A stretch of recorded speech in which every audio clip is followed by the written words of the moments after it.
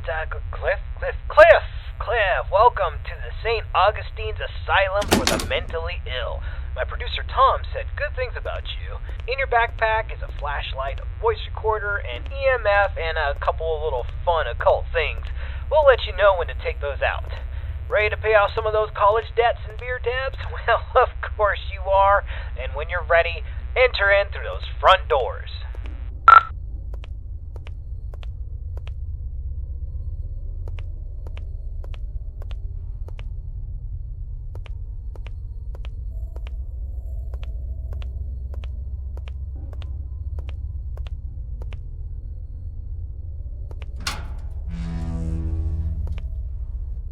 Nice, the door was unlocked.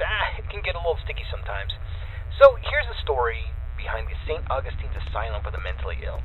It was founded in the 1880s, closed in the 1960s, and a lot of nasty stuff happened here. I mean, this place is only supposed to house around 500 patients, but at its peak, it was around 3,300 patients in here. I mean, the place was, less of a hospital and more of a place where you dropped your problems off and hoped they disappeared. In the end, this place was sort of against what the Bible's supposed to teach. I mean, there was no love here, no grace, no healing. The patients were not here to be rehabilitated. Ordinary people just wanted them gone from public. They shoved those with non-threatening mental conditions or those deemed inappropriate to society together with legitimate psychopaths and murderers and other violent monsters and basically said, let God sort it out. The atrocities in here are just too much to count. The death toll was unreal. The violence, the disease, the abuse, nobody cared. This is where the 100 hallway patients would never left. We heard that the patients pre-1920 actually received decent care. Then the war hit, the depression hit, and then the budgets all fell apart. The room you stand in once healed 20 patients in need of attention, and by the end, 150 patients would pass through this room, naked, starving, attacking each other at random, flaying themselves with metal wires from their beds. Be careful where you step.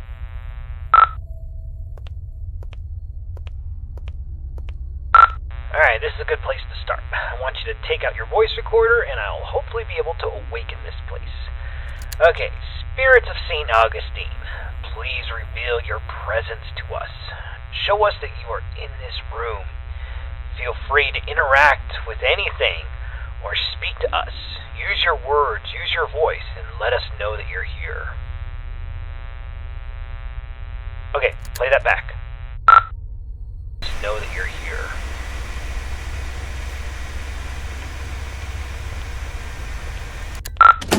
Nothing. Alright, let's try that again.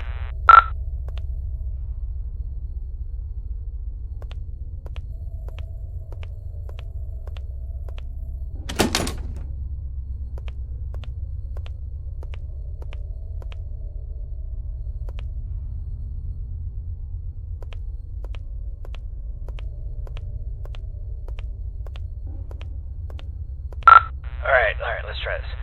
Ghosts of St. Augustine, please let us know that you are still in this hospital. I give you permission to reveal yourself. I give you permission to come to life. Just give us a sign that you're here. Tell us where you are. Speak to us now into this microphone. Alright, check that. Now into this microphone. Alright, let's try one more spot.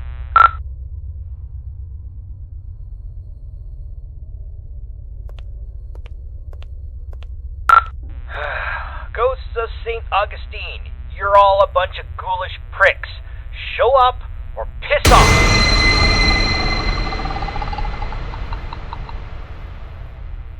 Whoa, did you hear that? Play that back. Pricks, show up or piss off!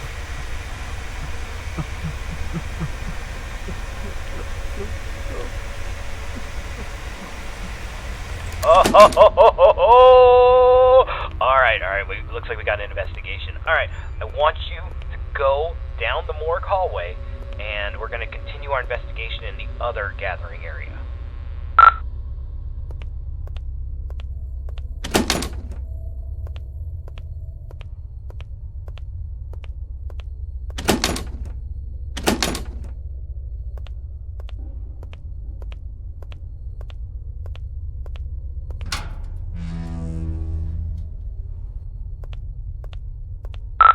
Okay, of the 4 areas you need to visit to fulfill your contract, the East Social area is the first on the list. This is the area where the inmates who were deemed a danger to society would convene. You'll go to this room and perform a summoning ceremony. So walk into the center and we will begin.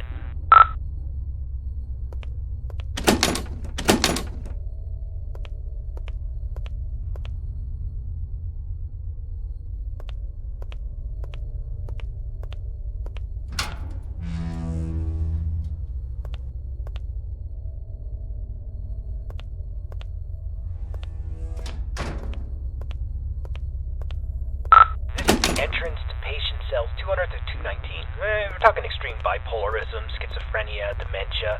Not necessarily dangerous, but it could be a challenge for society. Dang, the door's locked. That sucks.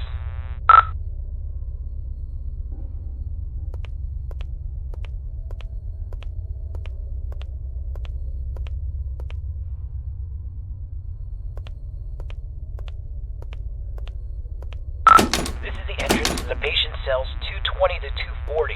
This is where they kept the lunatics, the murderers, the sociopaths. The worst of the worst, including Clive the Peeper Johnson. You'd think he would be a pervert with a nickname the Peeper, but the truth is far worse. He was extremely manipulative and very intelligent. He was a murderer and a memer. Most of his victims could never identify him because he managed to convince them to gouge their own eyes out with metal wires and even their own fingernails. He came here due to legal loopholes, and when the facility went off the rails and the doctors stopped caring, he jumped into action. The patients who didn't listen were tortured, and the ones who did wandered around the facility, blind, screaming, and in constant fear. This door's locked too. Let's just start the ceremony.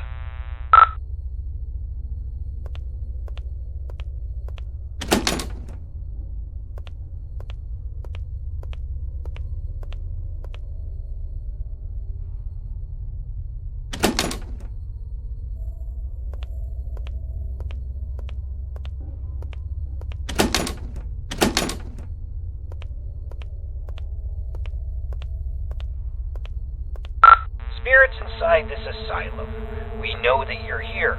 We release you from your restraints. Come forward and live again. This person is no longer shielded from the realm of the dead. You may be seen, interact, and manipulate him in any way as you see fit.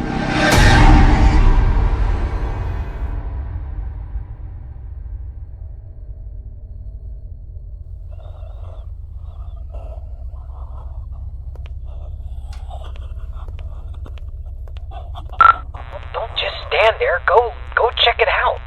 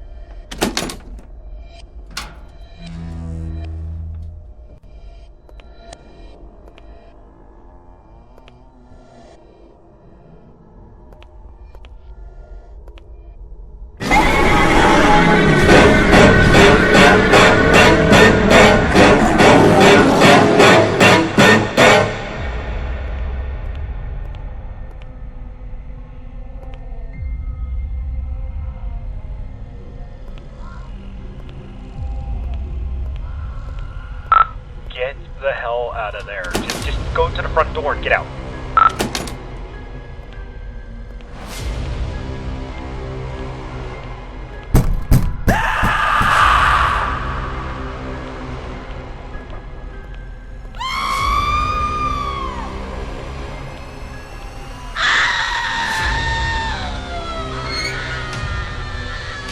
Alright, get out of this hallway and take your second right.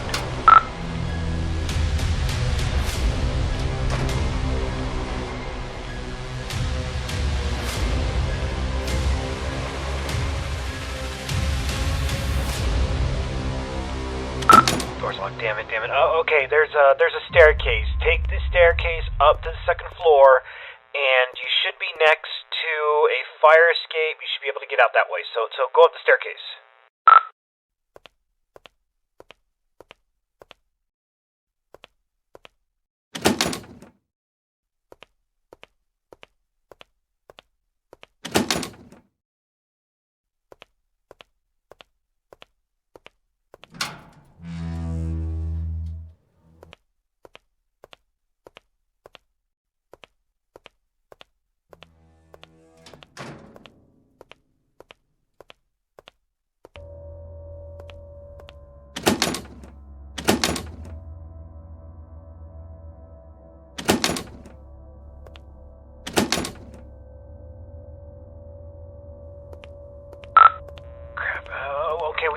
Let's go get something to pry this door open. Go back downstairs. I bet you there was something downstairs we could probably use. Hold on. That staircase wasn't there before. This place doesn't even have a basement. What is going on? Alright, just... I don't think you got any other choice. I think you gotta make your way downstairs.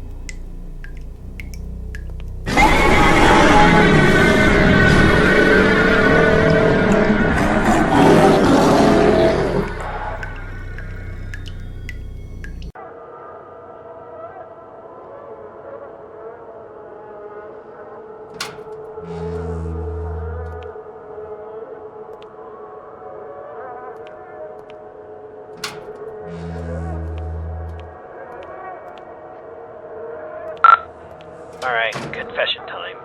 It's about the eyes. I kinda hid this from you. There's an urban legend, and I repeat, it's an urban legend about the peeper, Clive Johnson. You see, there was a patient who suffered from dementia and swore that Clive was more than just a mere man, and he would kind of haunt this patient all throughout the day. Rampant hallucinations that progressively got worse, but at night he never saw the peeper. Then he discovered that if he closed his eyes, he could escape Clive, but whenever he opened them, Clive would be there, waiting for him and getting closer and closer. Eventually, the patient used a fork and he blinded himself. And while he was soaked in his blood from his sockets, he screamed to the entire hospital that he was free, he was safe. And a week later, 2 more patients charged Clive with stalking them, even though he was confined to solitary. I mean, it's crazy. They took their eyesights too. This pattern didn't stop. I thought it was BS, but based on what we've seen tonight, I'll pretty much believe anything. So, try to get the hell out of there, and if it gets too intense, try to shut your eyes.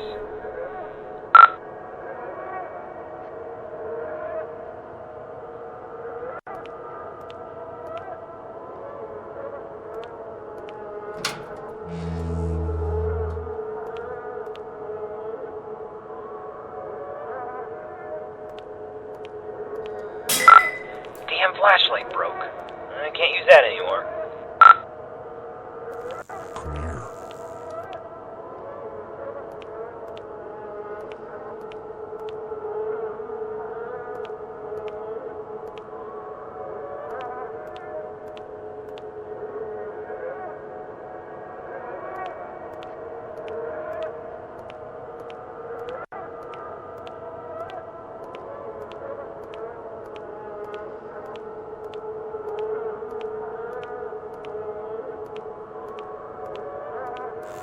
A little closer.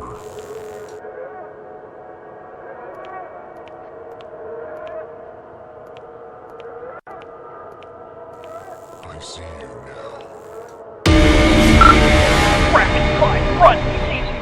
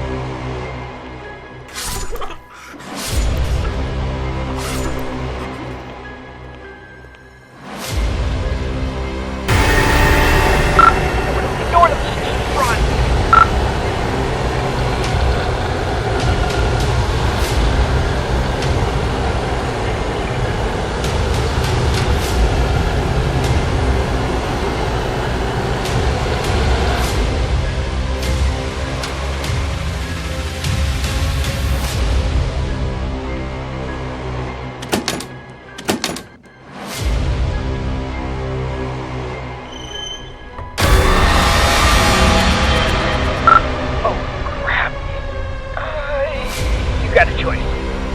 Either he gets you, or you're gonna have to cut him out.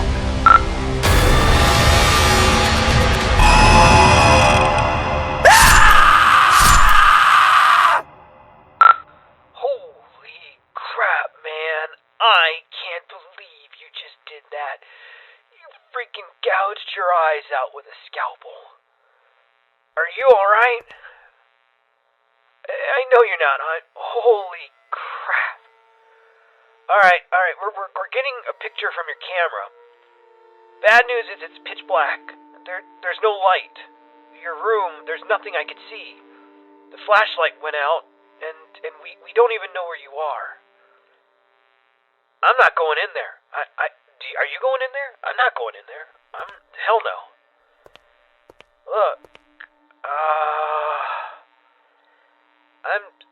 if you can't feel anything, I'm sorry, but we're not coming. I'm sorry, man.